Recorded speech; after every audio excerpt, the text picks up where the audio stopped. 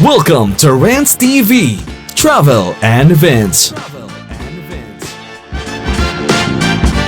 Hi guys, nandito po tayo ngayon sa Pasig River Esplanade. Dito po sa ongoing construction ng Phase 4. At yan na po sa tapat natin.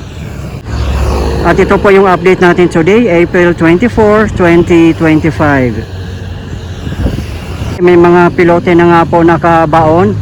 Ayan po, nag-start na po sila doon banda.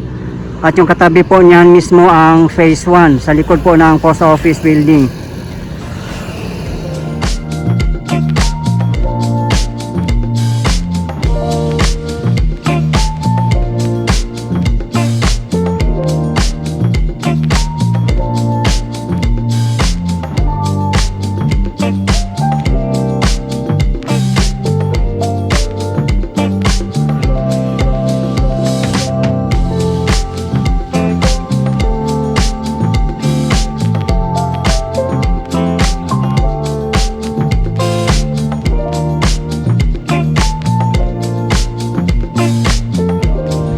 Ay 5:30 PM na, wala na po tayo nakikitang mga workers nagtatrabaho dito.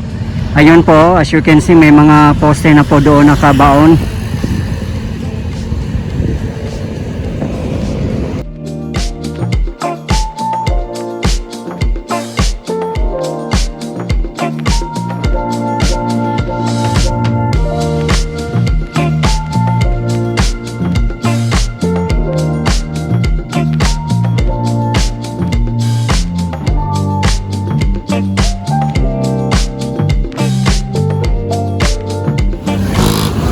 Dito po tayo sa MacArthur Bridge. Dito po sa ilalim ng bridge dadaan ang Pasig River Esplanade. Doon po siya tatawid. Ayun po sa tapat natin, sa ilalim ng railway ng LRT1. Marami pa rin po palang nakatira hanggang ngayon. Yan po ay LRT1 bound for Fernando Po Jr. in Quezon City. Formerly Roosevelt. Yan po ang pinakamagandang train at napakabilis tumakbo.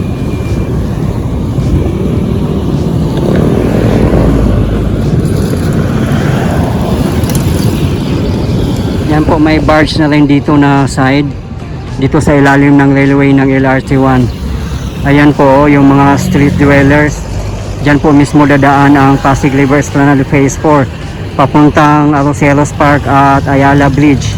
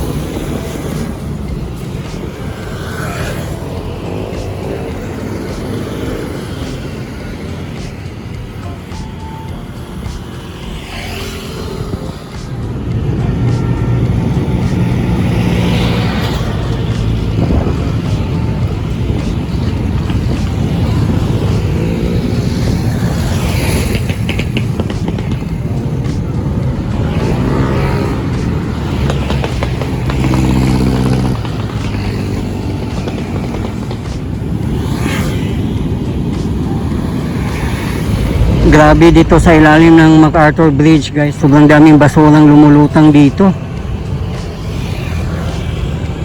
Grabe, nakakalungkot tingnan guys.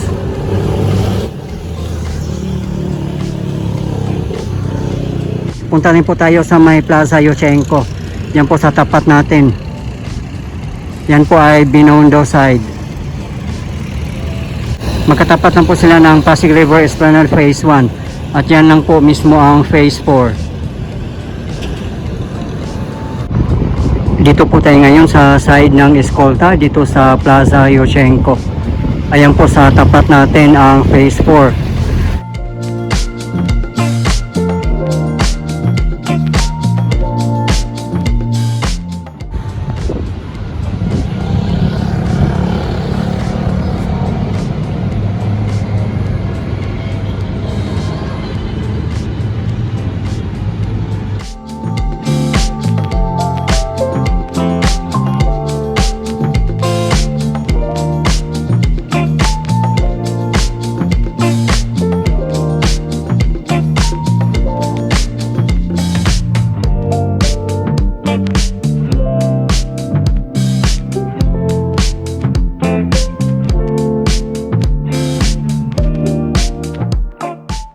po yung Plaza Yuchenko.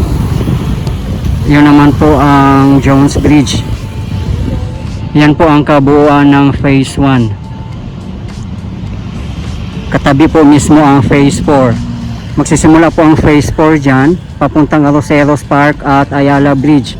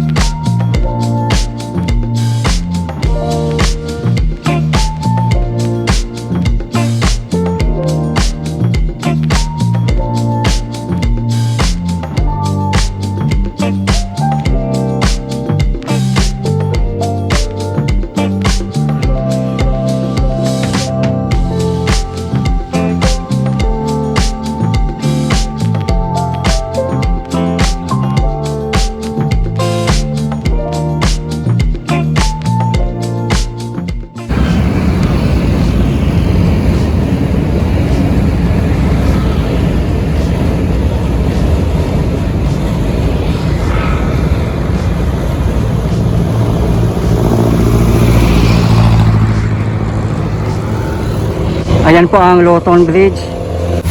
Ayan po ang Post Office Building. Nasa likod po niyan ang Phase 1 at Phase 4 na ongoing construction. Sa mga hindi po nakakaalam, ang Pasig River Esplanade Phase 1 ay nasa likod lang po ng Post Office Building. Nasa harapan po tayo. Hindi pa nga po ito na-restore ang Post Office Building. Pero pinipinturahan po nila eh. Yan po sa tapat natin ang Bagong Maynila Park. Meron din pong underpass dyan papuntang Central Terminal ng LRT1 at papuntang Intramuros. Dito din po na side, meron din pong underpass papuntang Intramuros.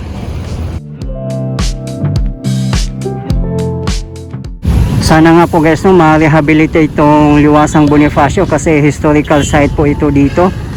At malapit lang po siya sa Intramuros at Pasig River Esplanade. Napaka-accessible niya at napakagandang area talaga. Pwede po itong gawing world-class park.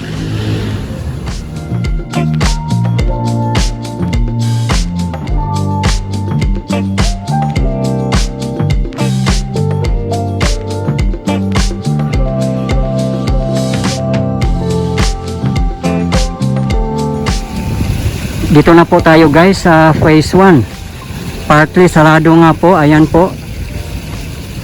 Diyan po mag-start ang Phase 4. Night mode po tayo ngayon guys para hindi na mainit. Mamasyal po tayo dito sa Phase 1 up to 3. Ang dami na po mga materials naka-store dito sa likod ng Post Office Building.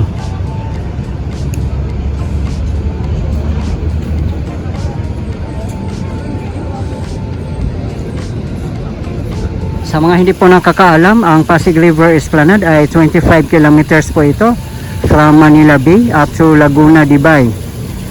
At kabilaan po ito. So sa kabilang side natin ay 25 kilometers po. So total 50 kilometers po ang project ng PBBM Admin. Diba guys, ganun po kalaki ang project ng PBBM Admin na Pasig River Esplanade. At napakaganda po kung talagang matatapos na yung project na ito. So far, ang natatapos pa lang po nila ay Phase 1 up to 3.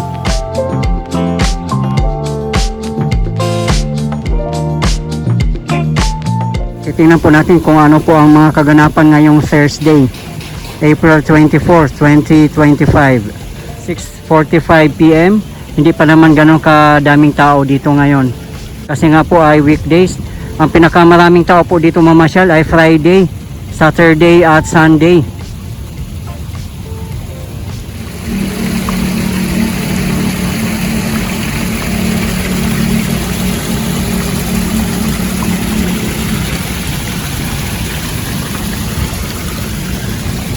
Sa mga hindi po nakakaalam, ang phase 1 ay dito po sa Loton. At yung phase 2 and 3 naman po ay sa Intramuros. For me, napakaganda ng crowd pag ganito. Mas nakaka-relax pag less crowd. Diba guys?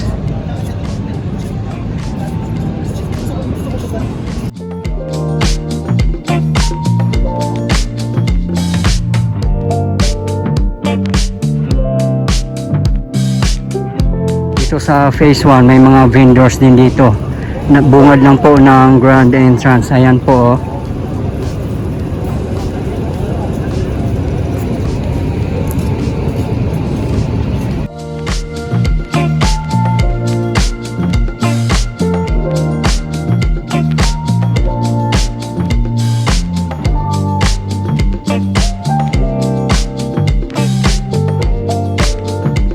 Dito po dumadaan yung mga jeep na may signboard South, Pier 15 at Intramuros. Kung galing po kayo ng Recto or Avenida, 13 pesos lang po ang pamasahe, minimum lang po. Ayan po yung mga jeep. Dito po yan dadaan sa kahabaan ng Pasig River Drive. Ang labas po niyan ay Soriano Avenue, Anda Circle. Papunta na rin yan ng Pier South at Rojas Boulevard. Ang pinakamalapit po na train station dito ng LRT1 ay Central Terminal. Walking distance lang po.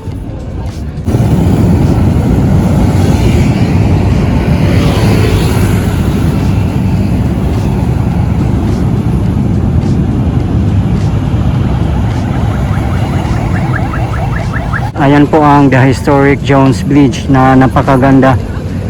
Sana po guys no, ang MacArthur Bridge gawin po nilang katulad niyan para dagdag attraction na rin po dito sa kahabaan ng Pasig River. At nakita nyo naman po ang MacArthur Bridge na talagang kailangan na po niyang rehabilitate. Masyado na po siyang luma at may mga sila-sila na rin po.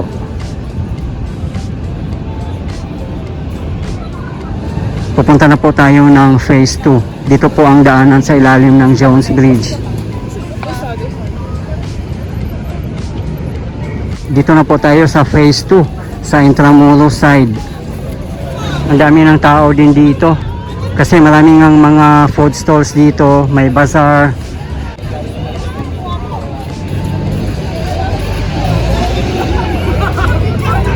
Ayan po ang viewing deck. Dito sa ground level naman marami din pong makakainan dito at your choice. Ayan po ang the iconic Binondo Intramuros Bridge. Ang tapat naman po natin ay Binondo.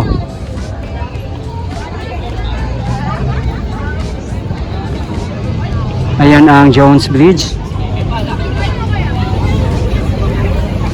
Diyan po tayo galing kanina sa phase 1. Parami na ng parami ang mga namamasyal dito ngayon. Perfect po talaga mamasyal dito pag gabi or bandang sunset hanggang gabi kasi hindi na po siya mainit. Pag sa araw naman po kayo mamasyal, sobrang init po. Kailangan nyo pong magdala ng umbrella.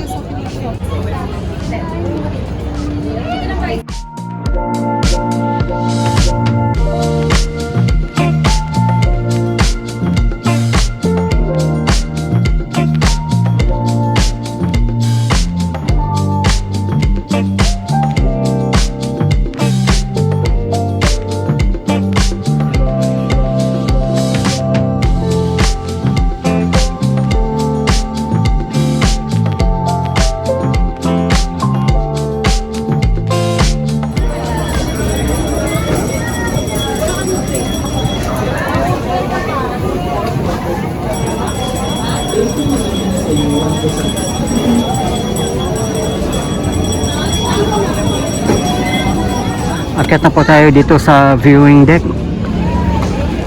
Marami na rin po palang mga tao dito. Sana guys na mapanatili po nating malinis ang ating world class pasyalan.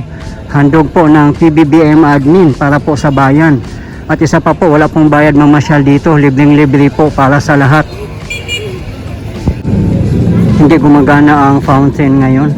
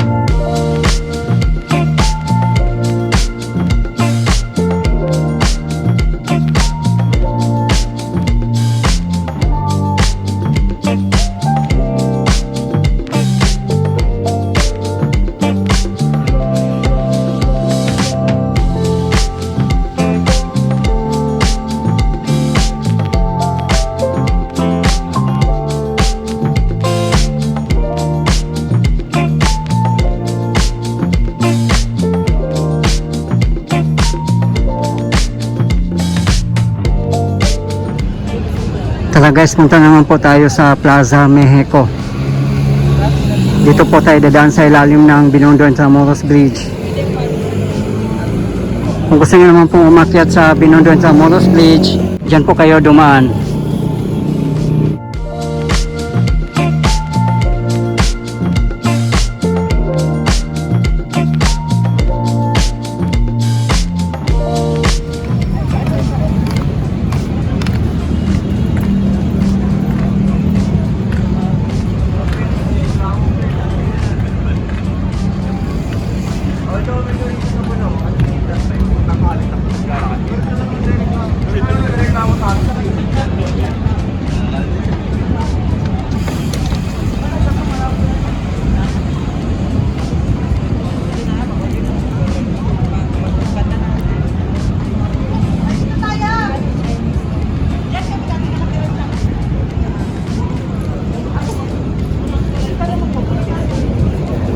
Ayan na po ang Plaza Mexico. Maliit lang po itong Plaza Mexico pero maganda rin po magpa-relax dito. Marami din pong mga upuan. Meron din pong CCTV dito. Ayan, ito po yung riverside ng Plaza Mexico. Pwede rin pong tumambay dito.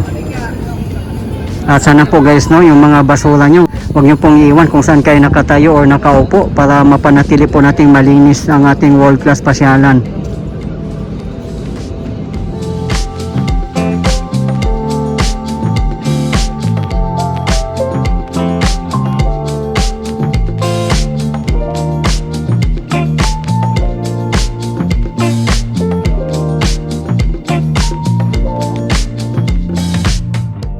Ito po yung Maestranza.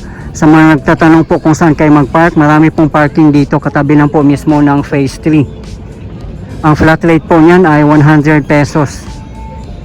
Aside from Maestranza parking, meron din po sa Magallanes Drive. Diyan lang po sa harapan ng Immigration Building. Bumalik na rin pala ang Food Bazaar. Kasi last time, every weekends lang po sila nandito. Ngayon, Thursday pa lang nandito na po sila. Baka tuloy-tuloy na po siguro ito.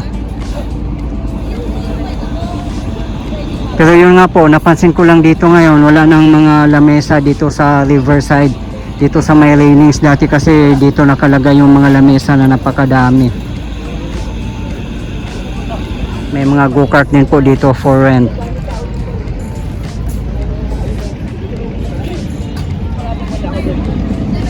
Naparada muna ako doon.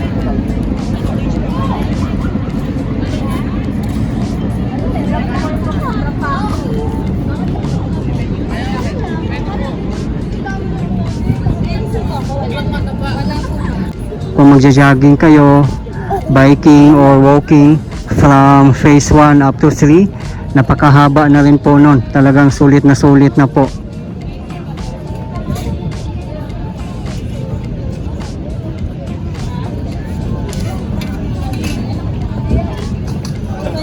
Diba guys, napakasarap sa feeling, no? At napakaganda tingnan na meron po tayong world class pasyalan at libreng-libre pa. Sa mga hindi po nakakalam, welcome po dito ang mga bikers.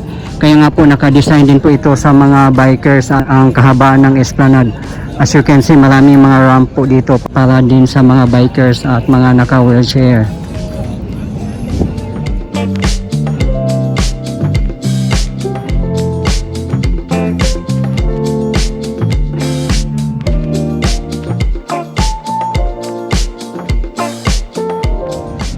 Ito yung phase 3 na napaka-spacious sa lahat.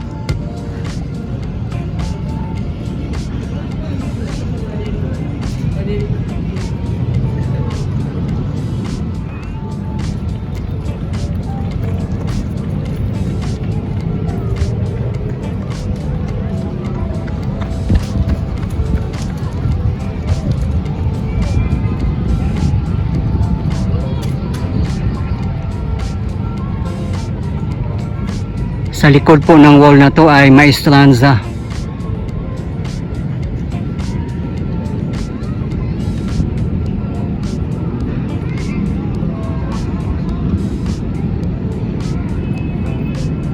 Yun naman pong tapat natin ay Binondo.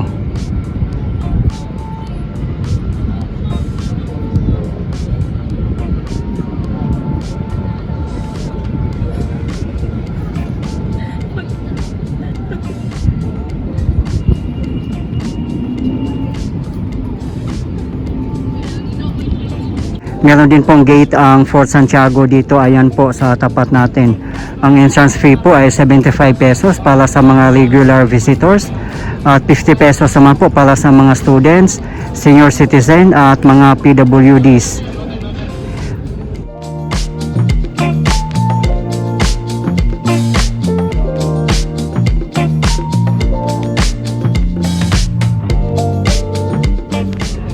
Doon po yung pinakadulo.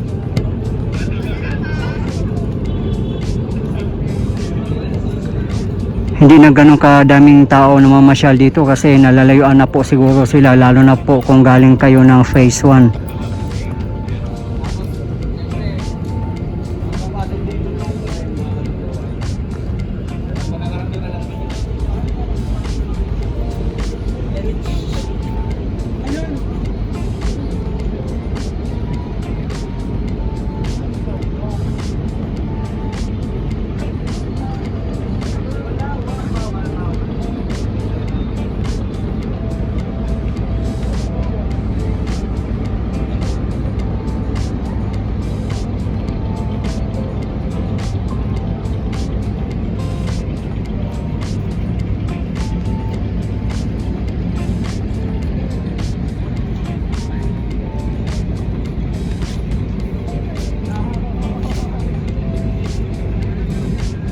Guys, ito po yung latest update natin ngayon dito sa Pasig River Esplanade in Manila.